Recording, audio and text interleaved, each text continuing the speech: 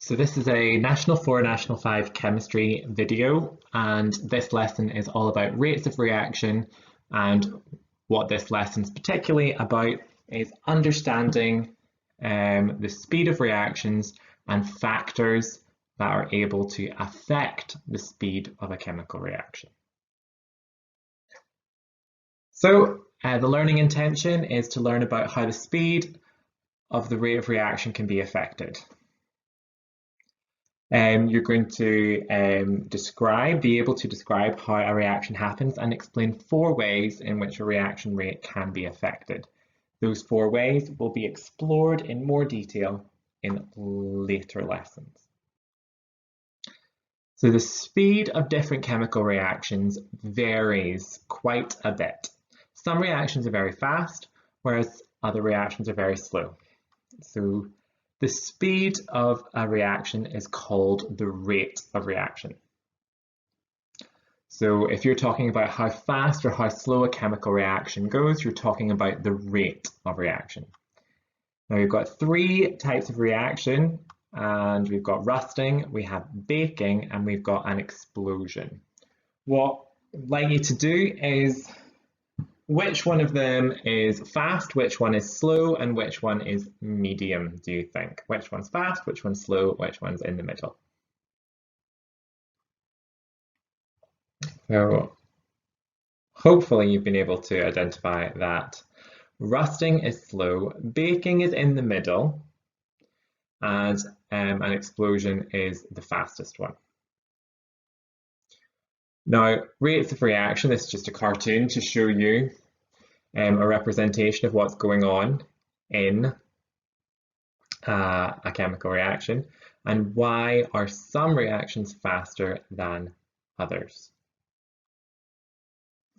So what we're going to look at and consider are reactions, particles, and collisions. Reactions take place when particles collide with a certain amount of energy. So whenever your reactants are mixed together, what needs to happen is the atoms of one reactant need to collide with the atoms of the other reactant in order for something to happen. But there's another condition. They also need to have a minimum amount of energy in order for that collision to turn into a reaction. This minimum amount of energy needed for particles to react is called the activation energy. So in order for a reaction to happen, particles must have energy that is equal to or greater than the activation energy. And the activation energy is different for each reaction. Now, whenever a reaction is happening, it is the speed or the rate of the reaction depends on 2 things. It depends on the frequency of collisions between particles, and it depends on how much energy those particles have. So frequency, that is how often your reactants and the atoms in the reactants collide with one another, and energy is how much energy they have. The higher the frequency and the higher the energy, the faster the rate of reaction.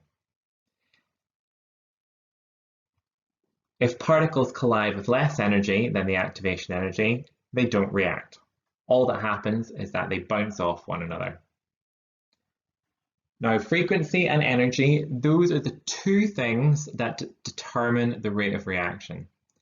And there are a number of different things that you can change about a chemical reaction that will affect the frequency or the energy of the particles, and therefore can speed up a chemical reaction. And we're going to look at 4.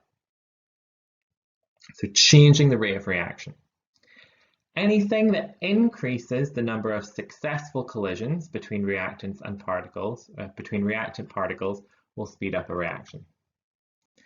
So what factors affect the rate of reaction? If you want to, you can pause there and make a list of your ideas.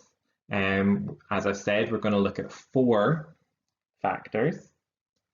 What I would like you to do is see if you can come up with a list of 3.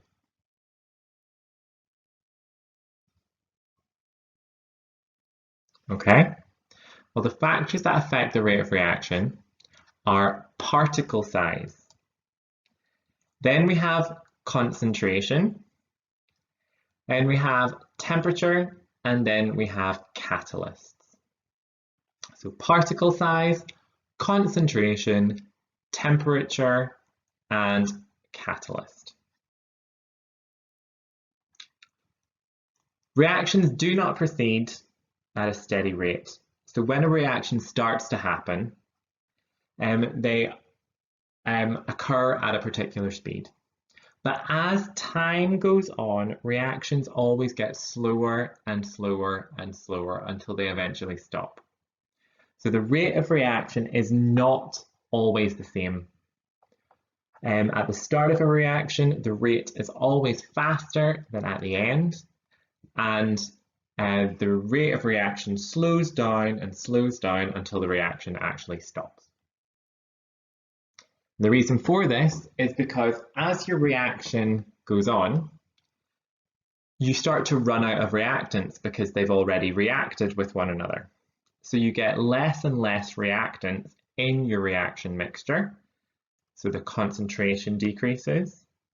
If there are less molecules or atoms of reactants around, they're not going to be able to collide as frequently with one another as they were at the start of the reaction. And if they collide less frequently, the reaction slows down. So what you can see in these boxes is we've got 2 reactants. We've got the red reactant and we've got the blue reactant. The numbers at the bottom tell us about how much product is formed and how our progress has gone through the reaction. So when the reaction is 25% over, you can see that we've got 1 product molecule and we've got less reactants than when we started with. But there's still quite a few reactants around, so the rate of reaction will still be relatively high because they can still collide with each other. But when we get to the 4th box, you can see there's only 1 blue circle and 1 red circle, and the rest of those atoms have turned into products. In order for that reaction to finish, that blue and red need to collide with one another.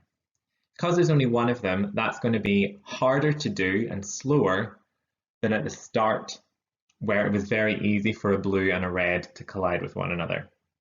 So that makes the reaction slow down. And then in the final box, you can see all of the reactants have been used up, and therefore the reaction stops. So going from the first box across to the right-hand side, the reaction gets slower because the amount or the concentration of your reactants is getting lower, and it means they can collide less frequently.